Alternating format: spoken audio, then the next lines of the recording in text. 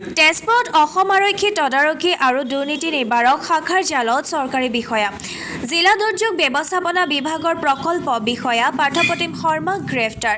তেজপুৰৰ পৰুৱাত নগদ 50,000 টকাসহ গ্ৰেপ্তাৰ পাৰ্থপ্ৰতিম শৰ্মাক। সহকৰ্মীৰ পৰা উৎকোচ লৈ গ্ৰেপ্তাৰ হৈছে পাৰ্থপ্ৰতিম শৰ্মা।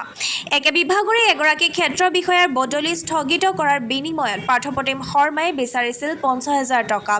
উৎকোচ লওঁতে দুৰ্নীতি নিবাৰক শাখাই হাতে লোটে গ্ৰেপ্তাৰ কৰে পাৰ্থপ্ৰতিম শৰ্মাক।